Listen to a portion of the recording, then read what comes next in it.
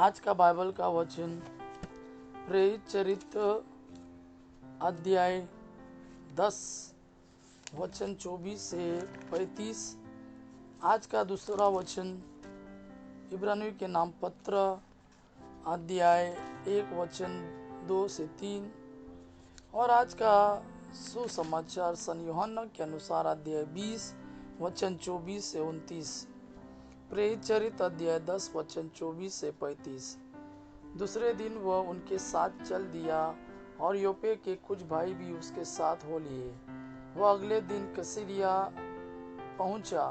कर्नेलियुस अपने संबंधियों और घनिष्ठ मित्रों को बुलाकर उन लोगों की प्रतीक्षा कर रहा था। जब पेतरुस उनके यहाँ आया तो कर्नेलियुस उनसे मिला और उसने पेतरुस के चरणों पर गिरकर उसे प्रणाम किया। किंतु पेतरुस ने उसे यह कहते हुए उठाया, खड़े हो जाइए, मैं भी तो मनुष्य हूँ। और उसके साथ बातचीत करते हुए घर में प्रवेश किया। वहाँ बहुत से लोगों को एकत्र देखकर पेतरुस ने उनसे यह कहा, आप जानते हैं कि गैर यहूदी से संपर्क रखना या उसके घर में प्रवेश करना यहूदी के लिए सख्त मना है। किंतु ईश्वर ने मुझ पर यह प्रकट किया है कि किसी भी मनुष्य को अशुद्ध अथवा पवित्र नहीं कहना चाहिए। इसलिए आपके बुलाने पर मैं बेखटके यहाँ आया हूँ। अब मैं पूछना चाहता हूँ कि आपने मुझे क्यों बुलाया? कर्नेलियुस ने उत्तर दिया, 4 दिन पहले इसी समय मैं अपने घर में संध्या की प्रार्थना कर रहा था कि उजले वस्त्र पहने एक पुरुष मेरे सामने आ खड़ा हुआ। उसने यह कहा, कर्नेलियुस, आपकी प्रार्थनाएं सुनी गई है और ईश्वर ने आपके भिक्षा दानों को याद किया। आप आदमियों को योपे भेजिए और सिमोन को, जो पेतरुस कहलाते हैं, बुलाइए। वो चर्मकार सिमोन के यहाँ समुद्र के किनारे ठहरे हुए हैं। मैंने आपको तुरंत बुला भेजा और आपने पधारने की कृपा की है।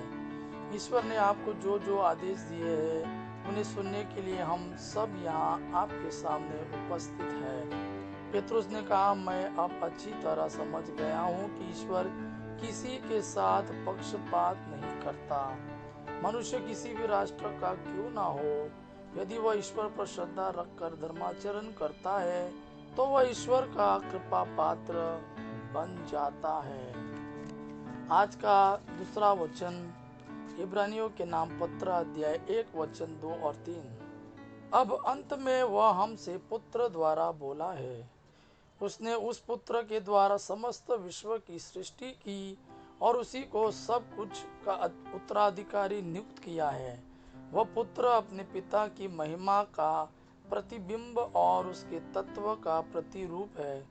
वह पुत्र अपने शक्तिशाली शब्द द्वारा समस्त सृष्टि को बनाए रखता है। उसने हमारे पापों का प्रायश्चित किया और अब वह सर्वशक्तिमान ईश्वर के दाहिने विराजमान है। आज का सुसमाचार सन यूहन्ना के अनुसार अध्याय 20 वचन 24 से 29। ईसा के आने के समय 12 में से एक थॉमस, जो यमल कहलाता था, उनके साथ नहीं था। दूसरे शिष्यों ने उससे कहा, हमने प्रभु को देखा है। उसने उत्तर दिया, जब तक मैं उनके हाथों में कीलों का निशान न देख लूं, कीलों की जगह पर अपनी उंगली न रख दूं और उनकी बगल में अपना हाथ न डाल दूं, तब तक मैं विश्वास नहीं करूंगा। 8 दिन बाद उनके शिष्य फिर घर के भीतर थे और थॉमस उनके साथ था। द्वार बंद होने पर भी ईसा उनके बीच आकर खड़े हो गए और बोले, तुम्हें शांति मिले। तब उन्होंने थॉमस से कहा, अपनी उंगली यहाँ रखो, देखो ये मेरे हाथ है। अपना हाथ बढ़ाकर मेरी बगल में डालो और अविश्वासी नहीं बल्कि विश्वासी बनो। थॉमस ने उत्तर दिया, मेरे प्रभु, मेरे ईश्वर। ईसा ने उससे कहा, क्या तुम इसीलिए विश्वास करते हो कि तुमने मुझे देखा है?